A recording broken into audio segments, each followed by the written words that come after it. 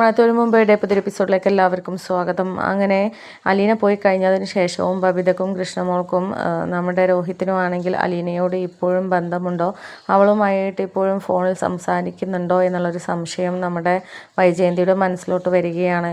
എന്നിട്ട് വൈജയന്തി ചിന്തിക്കുന്നുണ്ട്, ഒറ്റൊരുത്തരെയും ഞാൻ അവളുമായിട്ട് കോണ്ടാക്റ്റിന് സമ്മതിക്കത്തില്ല. എന്തായാലും എൻ്റെ കണ്ണിൽ പെട്ടാൽ കൈയോടെ പൊക്കിയിട്ട് അതിൻ്റെ വേരോടെ പിഴുത് കളയണം എന്നൊക്കെ തീരുമാനിക്കുകയാണ്. എന്നിട്ട് ഇവരെ ഇടക്കിടക്ക് നിരീക്ഷിക്കണം എന്നുള്ള ഒരു തീരുമാനം എടുക്കുകയാണ്. അങ്ങനെ നമ്മുടെ ബബിത കിടക്കുന്ന മുറിയുടെ അടുത്തോട്ട് ബബിത ആരോടെങ്കിലും സംസാരിക്കാനായിട്ട് ശ്രമിക്കുന്നുണ്ടോ അല്ലെങ്കിൽ സംസാരിക്കുന്നുണ്ടോ എന്നറിയാനായിട്ട് വൈജയന്തി പോയി നോക്കുന്ന സമയത്താണ് കൃഷ്ണമോൾ ചോദിക്കുന്നത്, അല്ല അമ്മ എന്താ ഈ വഴിക്ക്, ചേച്ചീനെ വിളിക്കാനും മറ്റോ ആണോ വരുന്നത് എന്നൊക്കെ ചോദിക്കുകയാണ്. അപ്പോൾ ആ സമയത്ത് നമ്മുടെ വൈജയന്തി ചോദിക്കുന്നുണ്ട്, അതെന്താ എനിക്ക് ഈ വീടിൻ്റെ ഒരു മുറിയുടെ അടുത്തോട്ടും വരാൻ പറ്റില്ലേ, ഇനിയിപ്പോൾ ഈ അമ്മയ്ക്ക് നിങ്ങളുടെ മുറിയുടെ അടുത്തോട്ട് പ്രവേശനമില്ല എന്നുള്ള ആ ഒരു രീതിക്ക് ആക്കി വെച്ചിട്ടുണ്ടോ? അല്ല, പുതിയ പുതിയ നിയമങ്ങളൊക്കെയാണല്ലോ അലീന ഇവിടെ ഇതാക്കിയിട്ട് പോയിട്ടുള്ളത്, നിങ്ങളുമേൽ അടിച്ചേൽപ്പിച്ചിട്ടുള്ളത്. നിങ്ങളുടെ സ്വഭാവത്തിലൊക്കെ മാറ്റം വരുത്തിയിട്ടാണ് എന്നിൽ നിന്നും അകറ്റിയിട്ടാണ് അവൾ ഇവിടെ നിന്ന് പടി ഇറങ്ങിയിരിക്കുന്നത്, കുടുംബം നശിപ്പിക്കാനായിട്ട് വന്നവളാണ് എന്നൊക്കെ പറയുകയാണ്. അപ്പോൾ ഇത് കേട്ടിട്ട് കൃഷ്ണമോൾ പറയുന്നുണ്ട്, ഓ അലീന ചേച്ചിയെ കുറ്റം പറയാനായിട്ടാണോ ഇപ്പോൾ അമ്മ ഇങ്ങോട്ട് വന്നത്, എന്താ അമ്മ എന്നൊക്കെ ചോദിക്കുകയാണ്. അതെന്താ, എനിക്ക് ഇങ്ങോട്ട് വന്നൂടെ, എനിക്കിങ്ങോട്ട് വരണം തോന്നി, അപ്പോൾ ഞാൻ വന്നു, അതുകൊണ്ട് വന്നു എന്നൊക്കെ പറയുകയാണ്. അപ്പോൾ കൃഷ്ണമോൾ, ഓ ആയിക്കോട്ടെ അമ്മ ഇവിടെ നിന്നോ, എനിക്കൊന്നും പറയാനില്ലേ എന്നൊക്കെ പറഞ്ഞ് കൃഷ്ണമോൾ പോകാൻ നിൽക്കുകയാണ്.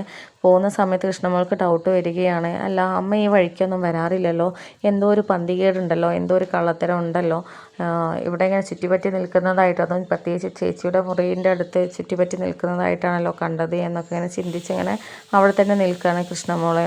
അങ്ങനെ പിന്നെ വൈജയന്തി നമ്മുടെ ബബിതയുടെ മുറിയുടെ അടുത്തോട്ട് പോവുകയാണ്. പോകുന്ന സമയത്താണ് മുറിക്കുള്ളിൽ നിന്നും ആരോടോ സംസാരിക്കുന്നതായിട്ടുള്ള സൗണ്ട് കേൾക്കുന്നത്.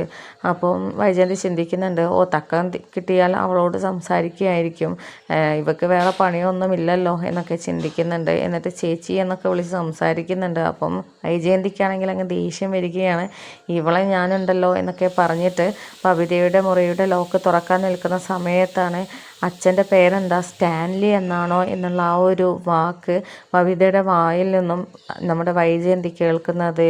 ആ ഒരു വാക്ക് കേട്ടതോടുകൂടി, പേര് കേട്ടതോടുകൂടി ഞെട്ടിത്തരിച്ച് നിൽക്കുകയാണ് വൈജയന്തി. എന്ത് സ്റ്റാൻലിയോ, ഇവള് ആരുടെ പേരെ ഈ പറയുന്നത് എന്നൊക്കെ ചിന്തിക്കുകയാണ്. എന്നിട്ട് ഇവൾ ആരോടാ അപ്പോൾ സംസാരിക്കുന്നത്, അലീനയോട് തന്നെയല്ലേ, ആ പേര് എന്തിനാണ് ഇവൾ പറഞ്ഞത്, എന്തൊക്കെയാണ് ഇവിടെ നടക്കുന്നത് എന്നുള്ള ചിന്തയൊക്കെ വൈജയന്തിയുടെ മനസ്സിലോട്ട് വരികയാണ്. എന്നിട്ട് ബബിത എന്താണ് സംസാരിക്കുന്നത് എന്നിട്ട് അവിടെ കാതോർത്ത് നിൽക്കുകയാണ് ആ സമയത്ത്. എന്നിട്ട് സ്റ്റാൻലി അച്ഛൻ എന്തോ പറഞ്ഞു എന്നുള്ള രീതിയിലൊക്കെയാണ് ചോദിക്കുന്നത്. അങ്ങനെ ആകെ ഷോക്കായിട്ട് എന്താണ് ചെയ്യേണ്ടത്, എൻ്റെ മക്കൾ എല്ലാം അറിഞ്ഞിട്ടുണ്ടാകുമോ എന്നുള്ളൊരു ഭയം വൈജയന്തിയുടെ മനസ്സിലോട്ട് വരികയാണ്.